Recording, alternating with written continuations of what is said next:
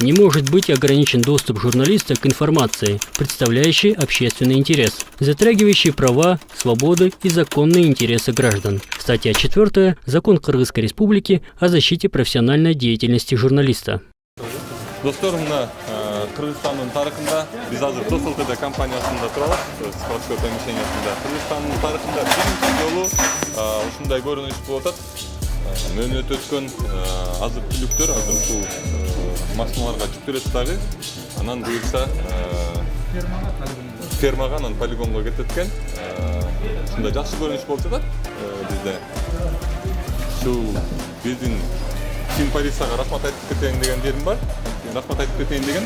Анткени ушу Финполициянын күчү менен ушул иш азыр ушул аракетибиз, биздин ишибиз ишке ашырылып жатат.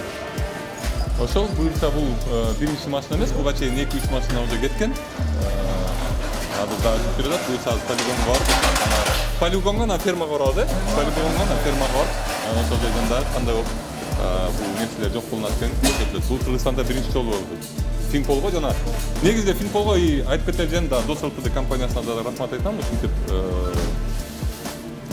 баягы мыйзамга баш ийип, ушинтип жарабаган нерселерди жок кылып.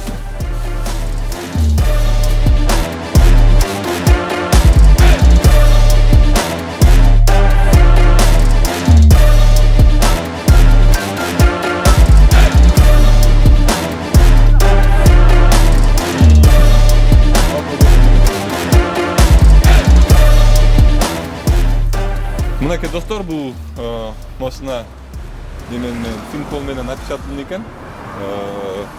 Бул машинанын да ичинде просроченный товарлар бар. Буюрса ушул машина дагы азыр полигонго барат. Тиякта дагы бир машина турат.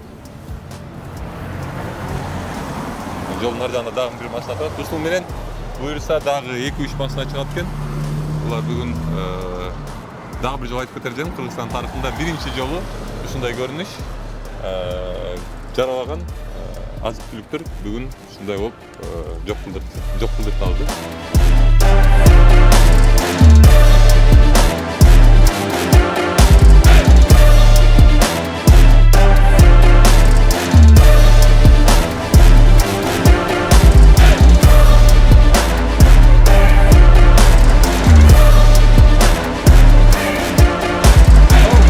Товарлар бул жерге келип, полигонго келип түшүрүлүп атат.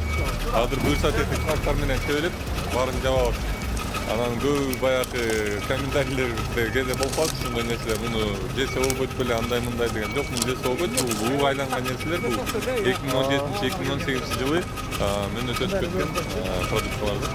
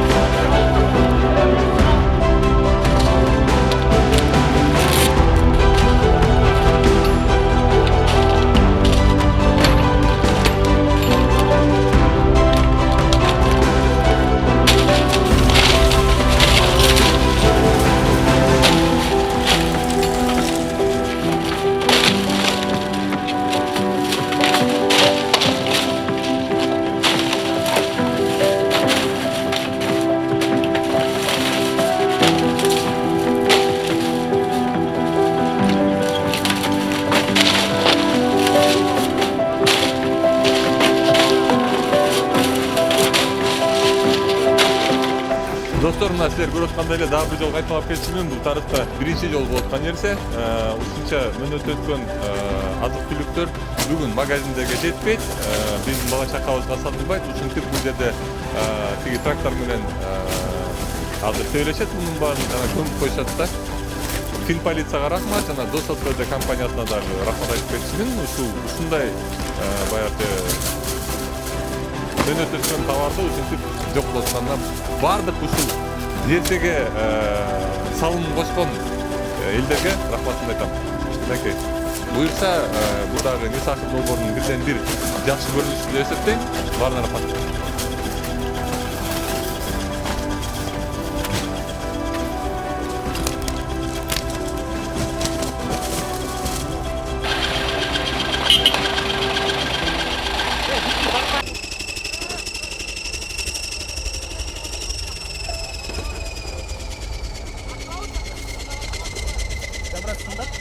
Как? Сында были пациенты? Достор, мынакей өзүңөр көрүп тургандай сөйлөп атат азыркы маалда. Ачыгын эле айтып кетейин, мен дагы бир бактылуу күндөрдүн бири болуш керек. Мындай көрүнүштү көптөн көп күткөм мен. Ошол мөөнөт өткөн товарлар ушинтип жок болуу болуш керек да негизи. Кыргызстанда түптөлүп жок кылабыз мөөнөт өткөн товарларды.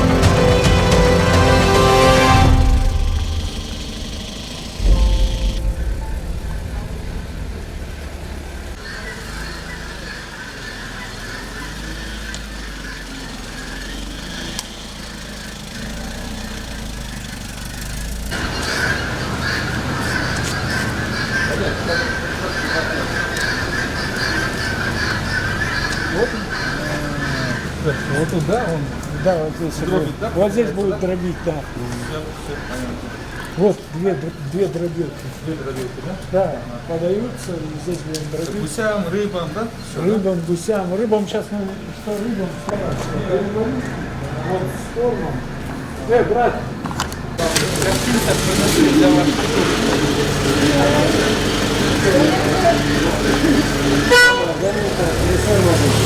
Достор, биз азыр фермага келдик. Бул жерде жана жерден конфет менен соктор утилизация кеткен болсо, бул жерде печеньелер кетет. Эмне себептен деле айтып кетип атат. Ошол убал болбосун деп печеньелерди оказывается атайын ушундай фермаларга, дробилкаларга алып келип жүргүзүлөт экен. Азыр бул печеньелер бар бияка түшүрүп турган. Бул жерде ушундай дробилкалар бар экен. Ушул жерге киргизип, анан кийин малга тамак аш болот да бул. Анан бүгүн антымалда бүгүн 1-февраль экен, понедельник күн. Азыр мен операторларымды коюп атам, барып монтаж жасай берсин. Азыр эле бул экспресс-съемка, азыр эле чыгат. Ошол себептен биз азыр дробилкага киргизген жерин көрсөтпөйбүз. Бирок азыр ушул жерде мен калам, дробилкага өткөрүлгөнүн көрүп туруп, анан кийин офиске барам. Балдар монтаж кылып коет. Азыр бүгүн саат 9:00 ондордо чыгып калат.